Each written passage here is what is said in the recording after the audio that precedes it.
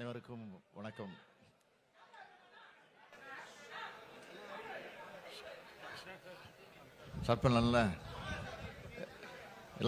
நல்லா இருக்கீங்களா? நீங்க எல்லாம் நல்லா இருக்கீங்களான்னு கேட்டேன் சார். நன்றி நன்றி. அமெரிக்க நாட்டுக்கு போன அரசு முறை பயணத்தை நிறைவு செஞ்சுட்டு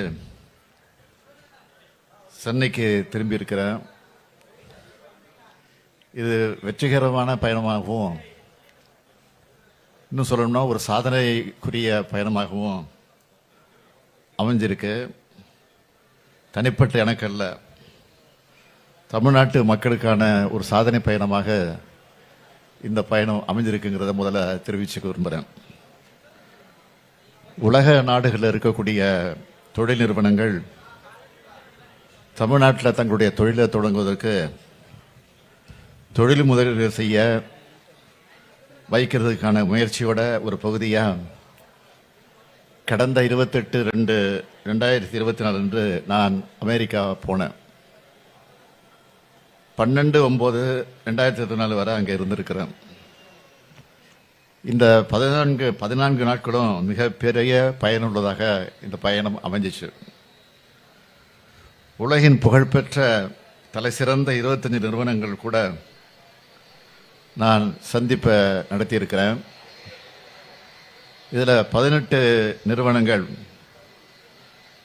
ஃபார்ச்சூன் 500 நிறுவனங்கள். இந்த சந்திப்பின் போது 19 ஒப்பந்தங்கள் கையெழுத்தாகி இருக்கின்ற மகிழ்ச்சியான செய்தியை உங்களோட நான் பகிர்ந்துக்கிறேன். சான் பிரான்சிஸ்கோவில் 8 நிறுவனங்கள் கூடவும், சிகாகோவில் 11 நிறுவனங்கள் கூடவும் ஒப்பந்தங்கள் கையெழுத்தாகியிருக்கு. இந்த 19 ஒப்பந்தங்கள் மூலமா 7,618 கோடி ரூபாய் முதலீடு தமிழ்நாட்டுக்கு வந்திருக்கு.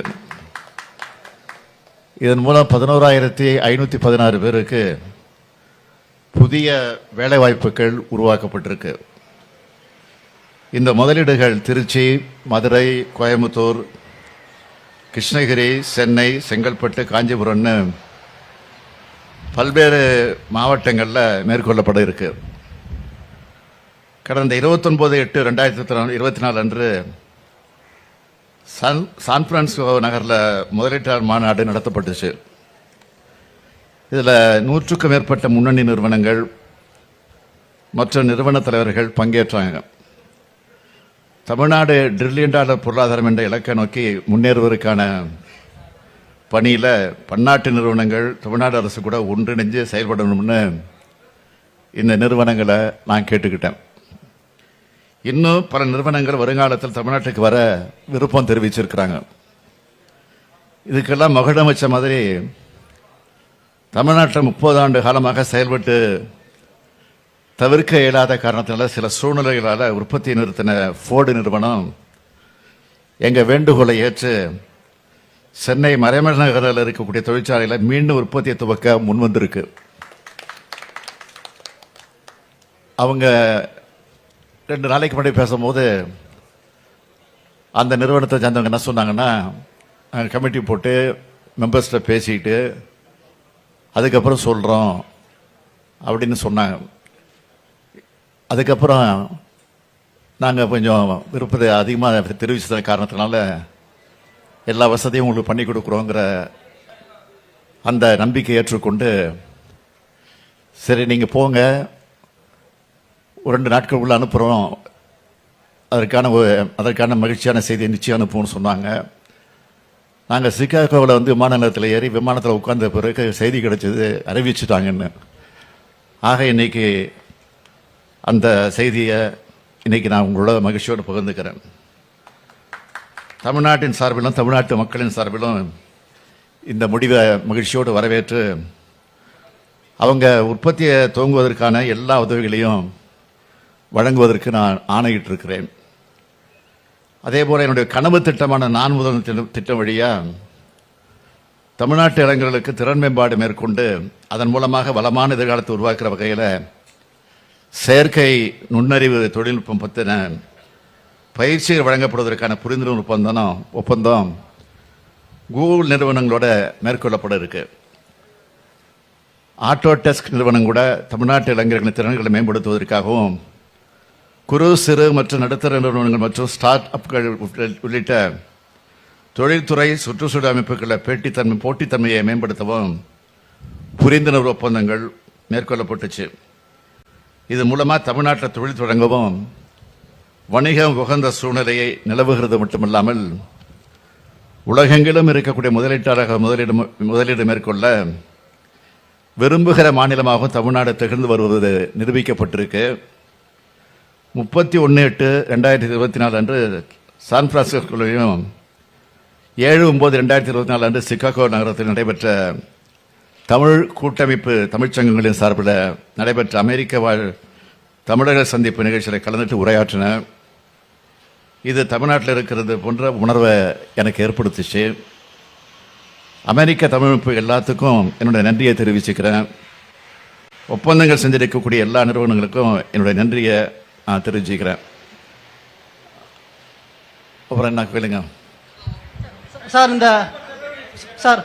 இந்த முதலீட்டு ஒப்பந்தம் தொடர்பாகவும் இந்த வெளிநாட்டு பயணம் தொடர்பாகவும் வெள்ளை அறிக்கை வேணும்னு சொல்லிட்டு எதிர்க்கட்சிகள் தொடர்ந்து கோரிக்கை வச்சுட்டே வராங்க சார். அது தொடர்பாக உங்களுக்கு அமெரிக்க பயணத்துக்கு முன்னதாகவே உங்களை சந்தித்து தமிழ்நாட்டில் கடந்த 3 ஆண்டு காலத்தில் வந்த முதலீடுகளை பற்றி நான் விளக்கமாக சொல்லியிருக்கிறேன். அது மட்டும் இல்லாமல் தொழில்துறை அமைச்சர் அவர்களும் அது குறித்து புள்ளி விவரங்களோடு விளக்கி இருக்கிறாரு. சட்டமன்றத்தில் தெளிவாக அவர் சொல்லியிருக்கிறாரு.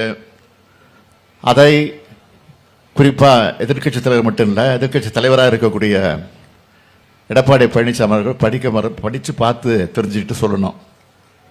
அவர் முதலமைச்சர் எடப்பாடி பழனிசாமி முதலமைச்சர் இருந்தப்போ முதலீடுகளை இருக்க வெளிநாடு போனதாக சொன்னாங்க. அதில் 10 விழுக்காடு ஒப்பந்தம் கூட நிறைவேறலை. அதுக்கான ஆதாரம் என்கிட்ட இருக்கு. அதை சொன்னால் உள்ளபடியே இது அவருக்கு பெரிய அவமானமாக இருக்கும். அதனால தவிர்த்துறேன். சொல்லுங்க சார். இப்போ கோவையில் 2 நாட்களுக்கு முன்பு ஜிஎஸ்டி தொடர்பாக நடைபெற்ற ஆலோசனை கூட்டத்தில் ஜிஎஸ்டி தொழில் செய்கிறவங்களுக்குலாம் எவ்வளோ கடினமாக இருக்குன்னு பேசின அன்னபூர்ணாவுடைய உரிமையாளர் அடுத்த நாள் கூப்பிட்டு மன்னிப்பு கேட்க வைக்கப்பட்டிருக்காரு. அதை எப்படி பார்க்குறீங்க? ஜிஎஸ்டி குறித்த தொழில் முனைவோருடைய நியாயமான கோரிக்கைகளை அவர் முன்வைத்தார் என்பதற்காக அதனை ஒன்றிய அமைச்சர் கையாண்ட விதம் என்பது ரொம்ப எடுக்கப்பட வேண்டிய ஒன்று. அதை மக்கள் பார்த்துக்கிட்டு இருக்காங்க. அதாவது தமிழகத்துக்கு கிடைக்க வேண்டிய நிதி வேணும் அப்படின்னா புதிய கல்விக் கொள்கையை ஏற்றுக்கணும் அப்படின்னு மத்திய அமைச்சர் உங்களுடைய அந்த கோரிக்கைக்கு பதில் கொடுத்திருக்கார். அதே போல மெட்ரோ ரயில் ப்ராஜெக்ட் 2க்கு மத்திய அரசுடைய அந்த பங்களிப்பை இது வரைக்கும் கொடுக்கல. நேற்று முன்தினம் கூட மத்திய நிதியமைச்சர் நான் கடனுதவி பெற்று கொடுத்தோன்னு விளக்கியிருந்தாங்க. ஆனால் மத்திய அரசோட பங்களிப்பு கொடுக்கல. இந்த 2 பெரும் நிதி தேவையை வேணும், உடனடியாக வேணும்னு வலியுறுத்தி பிரதமரை நீங்கள் சந்தித்து வலியுறுத்துவீங்களா? நிச்சயமா, உறுதியாக. மற்ற விஷயத்தை பொறுத்த வரைக்கும் பள்ளி கல்வித்துறையில் நிதிக்கு புதிய கல்விக் கொள்கை ஏற்றுக்கொள்வது குறித்து தொடர்பாக ஏற்கனவே சம்பந்தப்பட்ட அமைச்சர்களும் அதிகாரிகளும் இப்போ சந்திச்சிருந்திருக்கிறாங்க. இது குறித்து பிரதமரிடத்தில் நான் உடனடியாக நேரம் கேட்டு நானும் அது குறித்து வலியுறுத்தி இருக்கிறேன் என்பதை உறுதியோடு தெரிவிச்சுக்கிறேன். சார், அமெரிக்கா பயணத்தின் போது எதிர்பார்த்த அளவு நம்ம முதலீடுகள் பெறப்பட்டிருக்கா? குறிப்பா ஏன்னா ஆந்திரா, தெலுங்கானால அந்த முதலமைச்சர்கள் அமெரிக்கா பயணத்தின் போது 25,000 கோடிக்கு மேல முதலீடுகள் ஈர்க்கப்பட்டதா குறிப்பிடப்பட்டிருக்கு. அது தொடர்பாக ராமதாஸ் அவர்கள் அறிக்கையிலும் மட்டும் குறைந்த அளவு முதலீடுகள் தான் இந்த அமெரிக்கா பயணத்தின் மூலம் ஈர்க்கப்பட்டதாக ஒரு குற்றம் சாட்டியிருக்காரு. இதை நீங்க எப்படி பாக்குறீங்க சார்? அதெல்லாம் அரசியல் நோக்கத்தோடு சொல்லப்படக்கூடிய விஷயங்கள். இதில் எங்களுக்கு நம்பிக்கை நாங்கள் எதிர்பார்த்த விட அதிகமான முதலீடுகள் வந்திருக்கு. அது உறுதியோடு வரக்கூடிய முதலீடுகளாக வந்திருக்கு. அதில் எந்த சந்தேகம் பட வேண்டிய அவசியம் இல்லை.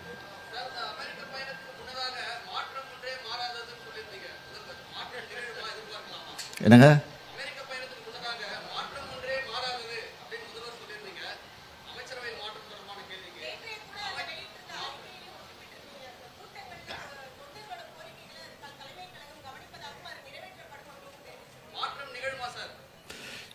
நாங்கள் திமுக என்பது சொன்னதை தான் செய்யும், சொல்வதை தான் செய்வோம்.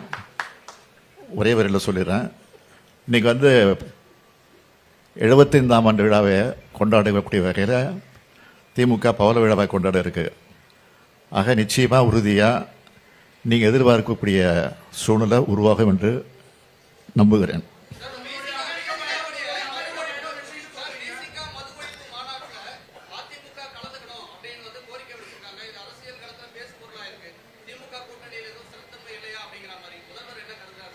அது வந்து அவரே தெளிவாக திருமாவளவனே விளக்கம் சொல்லியிருக்காரு. அந்த விளக்கத்துக்கு மேலே நான் பெரிய விளக்கம் சொல்ல வேண்டிய அவசியம் இல்லை.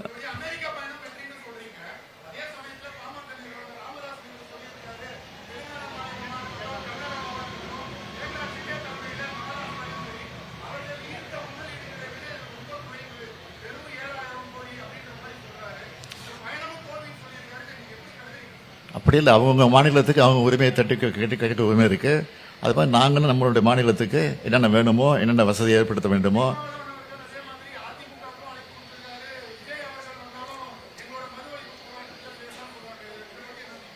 திருமாவளவனே அதற்குரிய விளக்கத்தை கொடுத்துருக்காரு. இது அரசியல் நோக்கத்தோடு நடத்தப்படக்கூடிய மாநாடு இல்லை. எல்லாத்துக்கும் தனிப்பட்ட முறையில் நான் அழைப்பு கொடுத்துருக்கிறேன்னா அது வந்து பொதுவான விஷயம். இதுக்கும் அரசியலுக்கும் முடிச்சு போடாதீங்கன்னு தெளிவாக சொல்லியிருக்கிறாரு. அதை தான் நான் மறுபடியும் சொல்கிறோம்.